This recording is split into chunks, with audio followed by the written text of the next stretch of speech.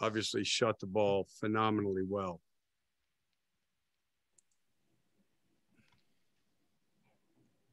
Dan, go ahead. Cliff, you talked a lot pregame about wanting to see certain elements of your identity. As you look at the game at the whole, how would you assess the team's performance in those areas?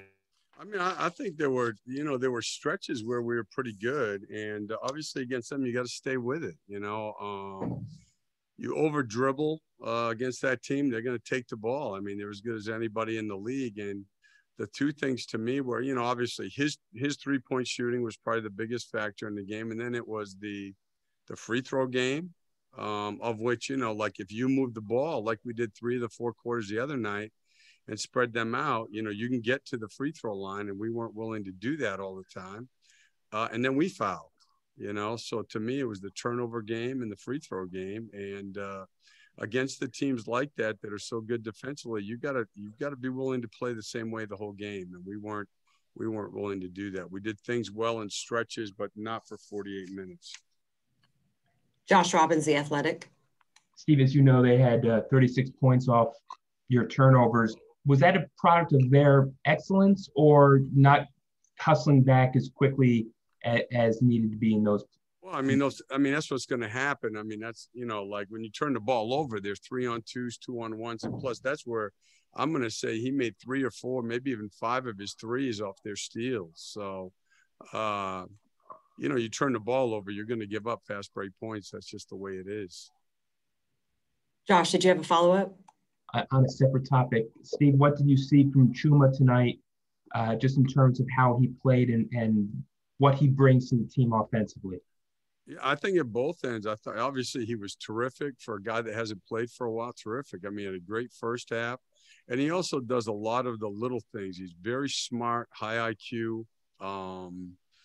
and not having him has been a hit.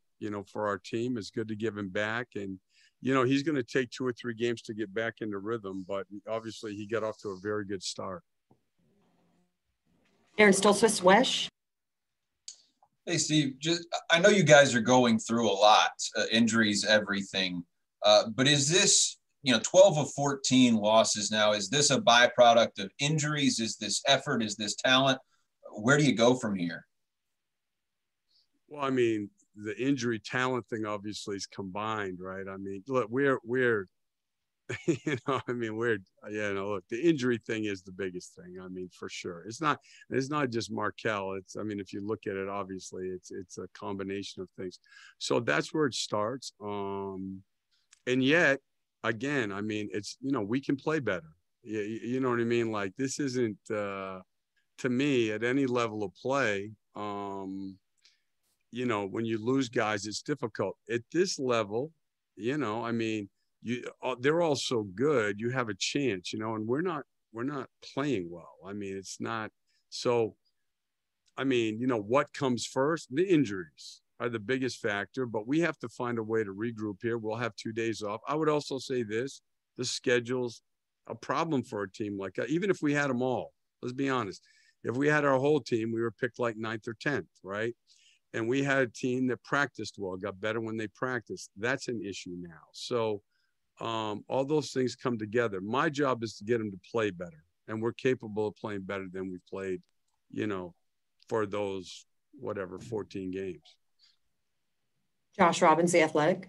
Steve, you mentioned Chuma's IQ. How uncommon is it for a player of his minuscule experience to kind of understand what he does well and what at this stage of his career he doesn't do well yet?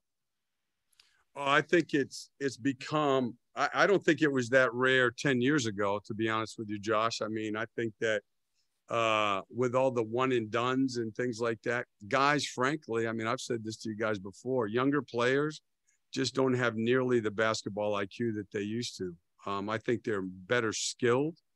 They don't understand the importance of team concepts, and they don't have nearly the feel for the game that guys did, I'd say 7, 8 years ago. But people have been talking about the decline in the overall basketball IQ of players coming into the league since I was with the Knicks 17, 18 years ago. So he, to me, is very unique in that way. Dan Savage, OrlandoMagic.com. Cliff, you touched on it a little bit, but just how valuable will the next 2 days be to have an off day and a practice day before getting ready to play on Friday? Okay, we need to not just regroup, we need to refresh. You know, this has been, I don't know what we've played, 22 games, I think, in 37 nights or something like that.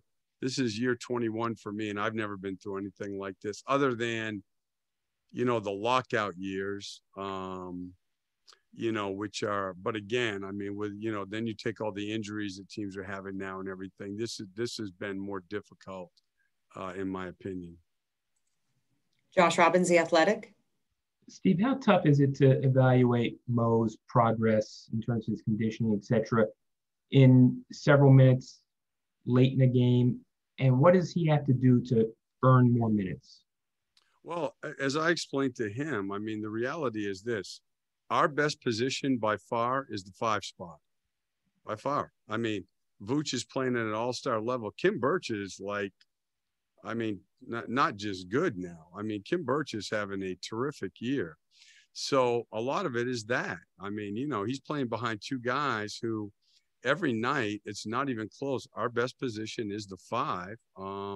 And I told him that what he's got to do is work hard because, you know, look, knock on wood, but as you guys know, there's going to be a sickness, a sprained ankle, foul trouble, whatever. That's the way the NBA works. It just is. And, you know, what I'm always going to do is you're going to play the guys that give your team the best chance to win.